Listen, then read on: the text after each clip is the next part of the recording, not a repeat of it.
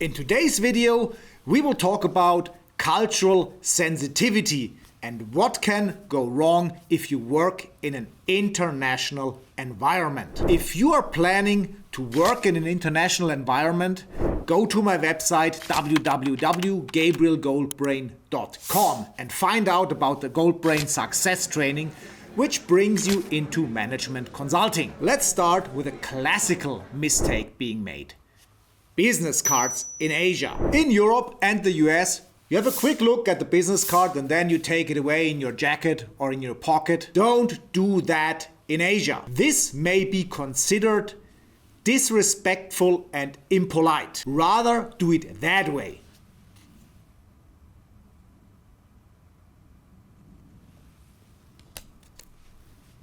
In a meeting with Asians, treat the business card as an important item. Put it on the table next to you. Don't put it into your pocket. Treat it with respect. Next one, the Indian yes. This is something which feels disturbing for Westerners because we are not used to the Indian yes. Imagine you're holding a presentation with an Indian CEO or an Indian CFO, and then you make your first good point. And then the CEO goes like, you continue with the next point. So you thought maybe, okay, he didn't like the first one. Then it continues with your second point. Third point. Then you feel, am I getting things completely wrong? It feels so weird that he does not like anything what you say. What looks like a CEO disliking what you say is just the opposite. He was doing the Indian yes or the Indian form of nodding. So that means he actually liked your presentation. But as a Westerner, this can be pretty disturbing if you experience this the first time. Another thing we will talk about later is the Korean yes. I will tell you why enforcing a Korean yes can end up in a terrible headache. But let's do that later. In the United States, making eye contact, like the CEO making eye contact with a cleaning lady or with a woman in the elevator, that can be considered sexual harassment. So if you want to avoid 100% trouble, never be in the same room with a woman without witnesses. For sure, we're talking about business settings, like in the office or on business trips in the hotel. When we talk about cultural sensitivity, we also have to talk about the real hard cases. Cases for which you can go to jail. Cases for which you can get serious sentences. For instance, extramarital relations in Saudi Arabia can cause you big trouble. It's a criminal offense not being married and having a sexual relationship with an unmarried woman in Saudi Arabia. So you probably don't go to Saudi Arabia with your girlfriend or with a group of friends, with a mixed group of friends. It's not a good idea. A pretty bad idea is to be lesbian, gay, and show that in public in Saudi Arabia. This is probably the safest way to get into prison and get heavy penalties for that. In Western countries, this is not considered a problem or an issue at all. If you kiss, if you're gay and you kiss on the street, who cares? Nobody really cares. In Asia, more so, people do care. Also in Southeastern Europe, people will care. Russia maybe also, people will care. But in Saudi Arabia, this is something you definitely won't and don't do. In Saudi Arabia, quite a few things can go wrong. For instance, it's forbidden to celebrate your birthday, which seems you would not even think about it in the West or in other countries. But don't do it in Saudi Arabia. Also, don't take pictures of people in Saudi Arabia and post them on social media. That's violating the personal rights of this person, and it can bring you into serious trouble. The same if you have certain entertainment videos on your smartphone when you're coming to the country. Don't do it. In other countries, there is strict punishment for drug abuse or for carrying even minor amounts of drugs, for instance marijuana, bring it to the UAE, Malaysia or Japan, and you're in big trouble. Don't do it. In the UAE, for instance, in the worst case, this can lead to a death sentence. So it's really serious. Take it serious before you travel to these countries. For every private and business traveler, I recommend to research the do's and don'ts of the country you're planning to visit if you go there the first time and if you don't know the customs in this country. This will keep you out of trouble. When talking about cultural sensitivity, you should also learn about presents. Presents are often made among business friends or if you're invited home to someone. So usually you do presents. Presents usually don't bring you into prison, but things can go wrong badly anyway. For instance, if you give flowers to a Russian girl or to a Russian business partner, make sure it's an odd number because even numbers are used at funerals. Therefore, by some people, it may be considered an insult. The same with roses. Either give one or a number that is not even, because an even number means he doesn't love me, or maybe he's an idiot. And why? Because he's just not cultural sensitive. And even a small child in that country knows that you don't do it that way. So do your research before you go abroad or before you interact with people coming from foreign countries. One thing Goldbrain has seen is that a company wanted to make presents to their Chinese and Asian friends, and they thought about an umbrella. Nice umbrella with a corporate logo on it. Would be nice to have an umbrella, no? But not in Asia, not in China, not in Japan. They consider it as disrespectful and not valuing the counterparty. And why? Because an umbrella is associated with rain. Who likes rain? Another big topic of cultural sensitivity is food. Chicken feet, bugs, or dogs.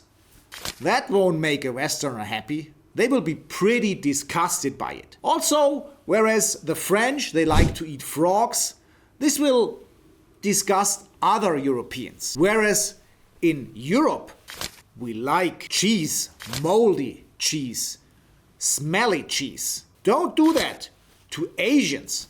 They will hate it. They're not used to it. Don't serve crispy bread like you get it in Switzerland, Germany, or Austria to an American.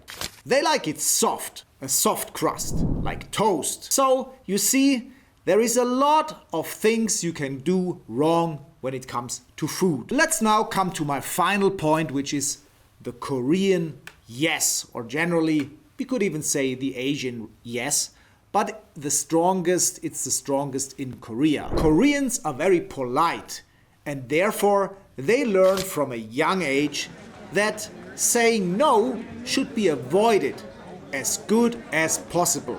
So you will hardly see a Korean disagreeing with you. If they disagree, they do it more indirectly. They will not directly tell you that they dislike what you propose, but they will start talking, giving arguments, making stories why they think there are better options than what you propose. Europeans and Americans tend to ignore that. They just think, why is he discussing all this stuff? And then they will ask you, will you do what I propose? Yes or no? For instance, will you attend the meeting on Friday? Yes or no? And every good Korean, he will say, yes, I will attend, yes. And guess what happens? He actually wanted to say no, but as he's a very polite person, he could only give one answer when he was cornered like that. So in his culture, there is no in such a situation. He will give you the yes you want. But then, guess what happens on Friday? This guy, he won't show up, despite he gave you the yes. How can that be? You will be furious at this guy because he made the promise to come and he didn't. So this is a very common misunderstanding between Westerners and Asians, that in Asian culture there is no direct no when you corner someone. They will give you the yes you want, but then things will go differently than you think. And so you will be disappointed and he will be kind of intimidated by your behavior.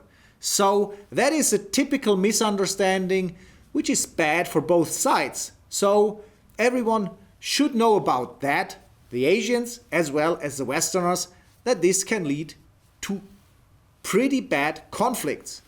And now we come to the example which I promised to give you about the Korean yes, which I experienced. So Goldbrain was in a restructuring situation of a bankrupt company. Time was running out and an important meeting with all key customers of the company was called in. The company's management and the management consultants, they prepared a solution to overcome the problems of the company and find a new investor. Everything that was needed to save the 500 jobs which were on the table was the commitment of the most important customers. And guess what happened? The presentation was given, there was some discussions, and all customers agreed to the solution. And there was only one, which was the Korean customer. And so people were arguing, why would you not agree? What reasons do you have? Why do you not support the proposal? Because, there are 500 jobs and the people may lose their job if you don't agree. And so the discussion went on. And instead of understanding that the Korean would never agree for the reasons he gave, they put more pressure on him. And they said, hey, we gotta save these jobs. Do you not want to save these jobs? So, hey, why do you not commit to the rescue of the company? Why do you not commit to the plan which we presented? And so finally, the Korean guy, he agreed because he just could not say no, being cornered by the big group in the room. So the meeting ended and people went home happy that they saved the company. Now the only thing that had to be done was signing some documents before the deadline lapsed. Guess what happened? When it was for the signature of the Korean guy, no one could reach him. He didn't show up. When they called his office, he was not available.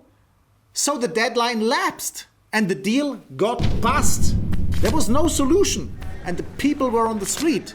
Their jobs were eliminated.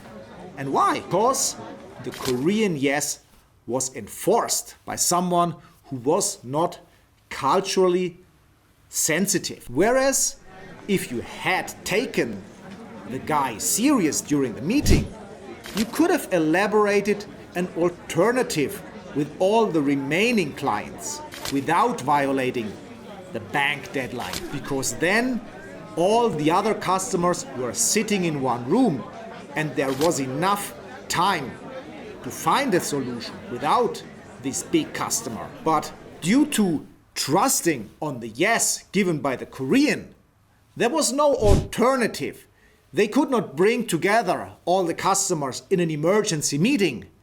And that way the deadline lapsed and the company got bust. Therefore, before you act in an international setup or before you go to a country in which you have never been, I recommend to you, try to Google what are the specifics, what are the rules, what are the cultural particularities that you must be sensitive about. Because that way you can avoid trouble. But sometimes it can be really tough because you may deal with a lot of countries and you may not be aware about everything. And you can't Google everything before you're in such setups. Just always be open-minded and mindful that you could be falling into one of these pitfalls. If you experienced some weird international situations, put it down in the comments below. I guess the community will highly value what you experienced. Today I recommend 2 videos to you. The first one is how you invite properly for presentations, and the second video is how you become a CEO. Like my video. Thanks for watching.